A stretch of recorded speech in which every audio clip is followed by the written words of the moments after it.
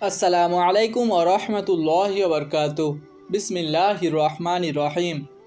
হাদিস নাম্বার 191।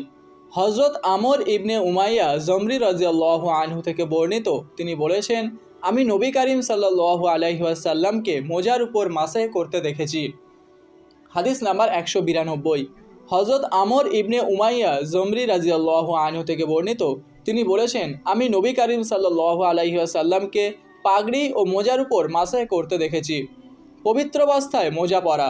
হাদিস নাম্বার 193। হযরত মুগিরা ইবনে সোবা রাদিয়াল্লাহু আনহু থেকে বর্ণিত, তিনি বলেছেন, একবার আমি নবী করিম সাল্লাল্লাহু আলাইহি ওয়াসাল্লামের সাথে এক সফরে ছিলাম।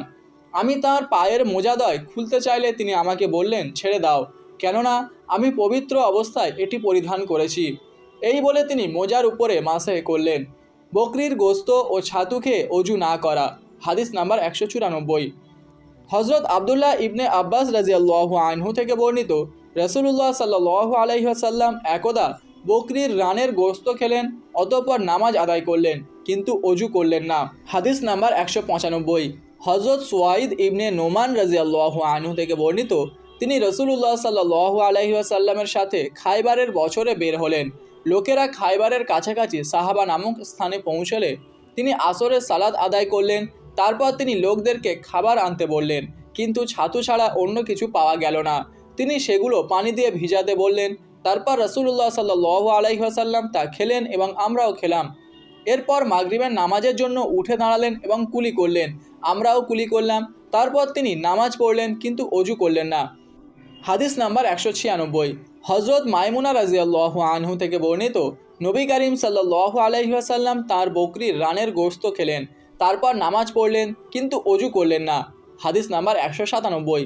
হযরত আমর ইবনে উমাইয়া রাদিয়াল্লাহু আনহু থেকে বর্ণিত, তিনি দেখলেন রাসূলুল্লাহ সাল্লাল্লাহু আলাইহি ওয়াসাল্লাম ছাগলের কাঁধের গোশত কেটে খাচ্ছেন। এমন সময় নামাজের আজান হয়। তিনি ছুরি রেখে দিয়ে অজু না করেই নামাজ পড়েন। দুধ খেলে অজু করতে হয় না। হাদিস নাম্বার 198। হযরত ইবনে আব্বাস রাদিয়াল্লাহু আনহু থেকে বর্ণিত, তিনি বলেন, রাসূলুল্লাহ সাল্লাল্লাহু আলাইহি ওয়াসাল্লাম দুধ পান করে কুলি করেন এবং বললেন, দুধে তেল আছে, ঘুমালে অজু করতে হয়।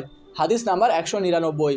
হযরত আয়েশা রাদিয়াল্লাহু আনহা থেকে বর্ণিত, রাসূলুল্লাহ সাল্লাল্লাহু আলাইহি ওয়াসাল্লাম বলেছেন, যখন তোমাদের কেউ যদি নামাজে তন্দ্রাচ্ছন্ন হয়ে পড়ে, তবে সে যেন পুরোপুরি ঘুমিয়ে নেয়, কেননা তন্দ্রাবস্থায় নামাজ পড়তে থাকলে সে জানতে পারবে না যে সে মাগফিরাত চাচ্ছে নাকি নিজের জন্য বদদুয়া করছে।